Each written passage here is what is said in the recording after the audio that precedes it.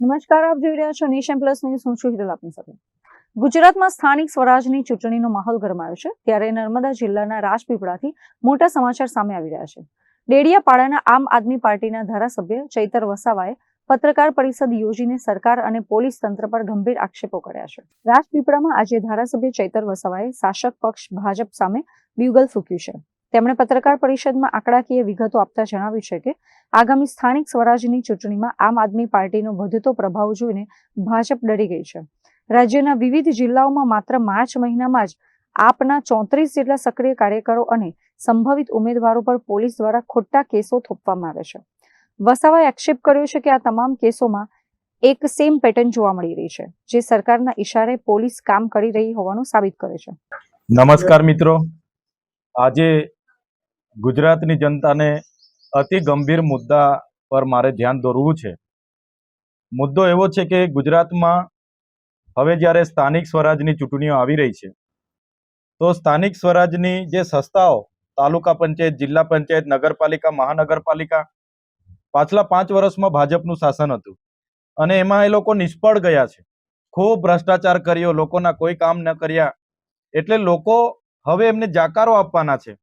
અને જે પ્રકારે આમ આદમી પાર્ટીને સમર્થન મળી રહ્યું છે, આમ આદમી પાર્ટીમાં લોકો જોડાઈ રહ્યા છે, જેનાથી ગભરાઈને ગુજરાતના નાયબ મુખ્યમંત્રી હર્ષ સંઘવીના ઈશારા પર આજે ગુજરાતની પોલીસ ખૂબ એક્ટિવ થઈ ગઈ છે.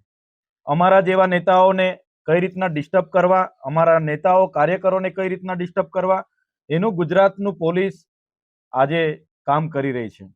આજે આપે જોયું હશે કે ગુજરાતમાં આ માર્ચ મહિના દરમિયાન અમારા નેતાઓને કાર્યકરો પર 34 જેટલી એફઆઈઆરો થઈ, 34 એફઆઈઆરો. અને એ 34 એફઆઈઆરોમાં 150 જેટલા અમારા ગુજરાતના નેતાઓને કાર્યકરોને એ લોકોએ કોઈ પણ વાક ગુના વગર એરેસ્ટ કર્યા, એમને પોલીસ સ્ટેશને લઈ જવામાં આવ્યા, એમને ડરાવવામાં આવ્યા, ધમકાવવામાં આવ્યા કે ભાઈ તમે આમ આદમી પાર્ટી છોડી અને તમે કામ કરો. આમ આદમી પાર્ટીમાં કેમ કામ કરો છો? એમના મોબાઈલ જપ્ત કરવામાં આવ્યા, લેપટોપ જપ્ત કરવામાં આવ્યા, એમના પરિવારને ડિસ્ટર્બ કરવામાં આવ્યા, એમની ગાડી કઈ છે, બધી જ પ્રકારની તજવીજ ગુજરાતના Sabarkantha SP, Junagadh SP, Jamnagar SP, Bhavnagar SP, કચ્છના એસપી, બધા જ લોકોએ કર્યું છે.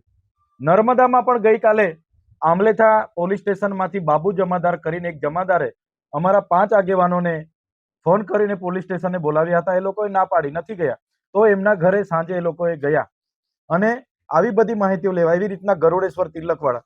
એટલા માટે અમે લોકોને કહેવા માંગીએ છીએ કે આ શું છે, આટલો બધો ડર? આ એક લોકશાહી છે અને લોકશાહીમાં બધા જ પક્ષના લોકોને ચૂંટણી લડવાનો અધિકાર છે. જે પણ ઉમેદવારો તરીકે દાવેદારી કરી છે, એમનું સર્વે થાય છે, એમના ઘરેથી એમને દબાણ કરીને બોલાવવામાં.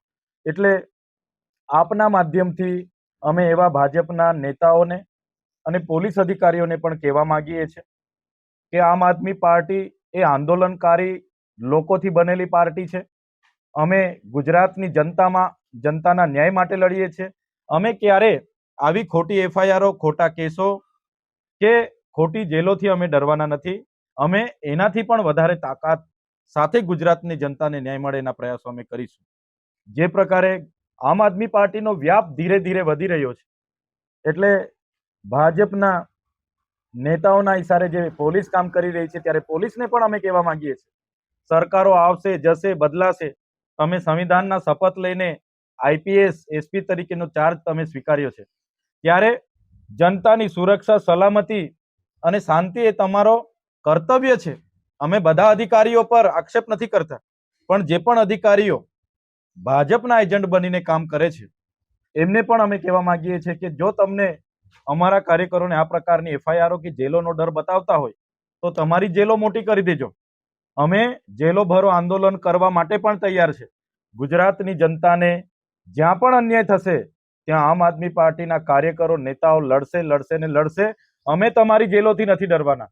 અને આવનારા દિવસોમાં જ્યાં પણ અમારા કાર્યકરોને આ પ્રકારે ખોટી રીતે હેરાનગતિ કરીને પકડવામાં આવશે, એફઆઈઆર કરાવવામાં આવશે, એમને આમ આદમી પાર્ટી છોડાવી દેવા માટેની તજવીજ કરવામાં આવશે, ફોર્મ નહીં ભરવા માટેની, ઉમેદવારી નહીં કરવા માટેની જે ધમકીઓ આપવામાં આવે છે, એનાથી આમ આદમી પાર્ટીનો કાર્યકર ક્યારે ડરવાનો નથી. અત્રે ઉલ્લેખનીય છે કે સ્થાનિક સ્વરાજની આ ચૂંટણીમાં ભાજપ અને આમ આદમી પાર્ટી વચ્ચે ખરાખરીનો જંગ જામવાની શક્યતા છે.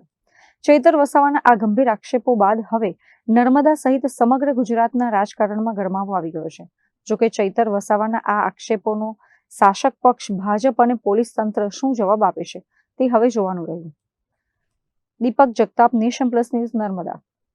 સમાચારોનો સતત અપડેટ મેળવવા માટે અમારી નેશન પ્લસ ન્યૂઝની યુટ્યુબ ચેનલને સબસ્ક્રાઇબ કરો, બેલ આઇકન દબાવો અને જોડાયેલા રહો ફેસબુક, ઇન્સ્ટાગ્રામ અને ટ્વિટર પર.